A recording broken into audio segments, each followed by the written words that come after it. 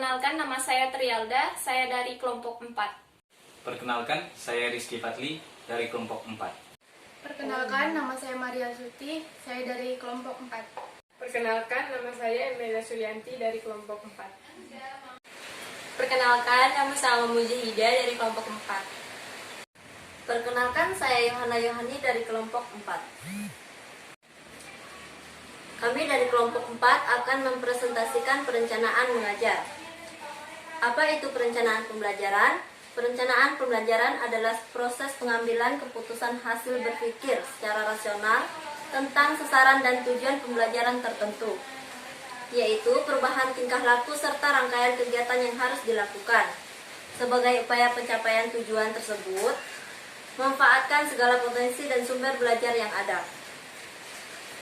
Langkah-langkah penyusunan perencanaan pembelajaran. Yang pertama itu merumuskan tujuan khusus. Dalam merencanakan pembelajaran, tugas pertama dari seorang guru adalah merumuskan tujuan pembelajaran khusus beserta materi pembelajarannya. Sebab tujuan umum atau standar kompetensi dan kompetensi dasar dari pembelajaran sudah dirumuskan oleh para pengembang kurikulum. Yang kedua, memilih pengalaman belajar. Belajar bukan hanya sekedar mencatat atau menghafal, akan tetapi proses pengalaman sehingga siswa harus didorong secara aktif untuk melakukan kegiatan tertentu, mencari dan menemukan sendiri fakta. Yang ketiga, menentukan kegiatan belajar mengajar. Kegiatan belajar mengajar yang sesuai pada dasarnya dapat dirancang melalui pendekatan kelompok atau pendekatan individual. Yang keempat, menentukan orang yang terlibat dalam proses pembelajaran. Orang-orang yang terlibat dalam proses pembelajaran dan berperan sebagai sumber belajar meliputi instruktur atau guru dan tenaga profesional.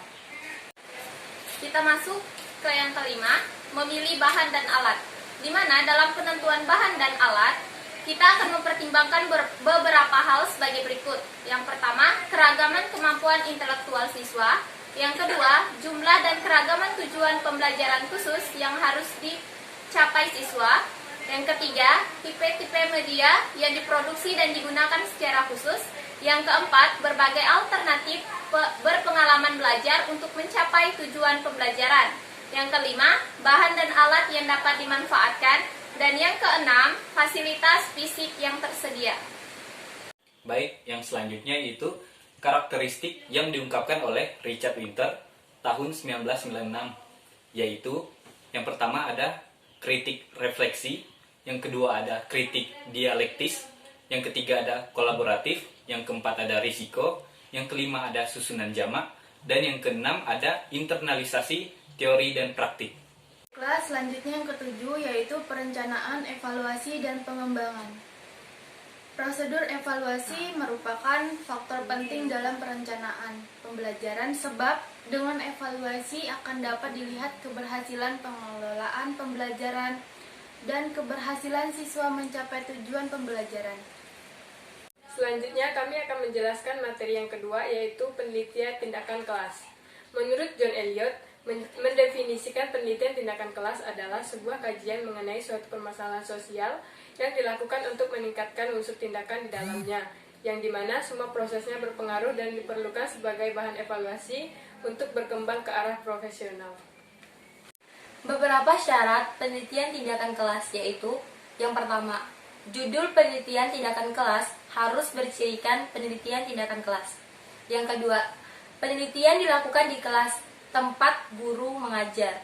Yang ketiga, penelitian tindakan kelas yang disusun berdasarkan prosedur yang benar. Yang keempat, lampiran penelitian tindakan kelas harus lengkap. Dan yang terakhir, penelitian tindakan kelas telah diseminarkan. Selanjutnya terdapat 6 prinsip.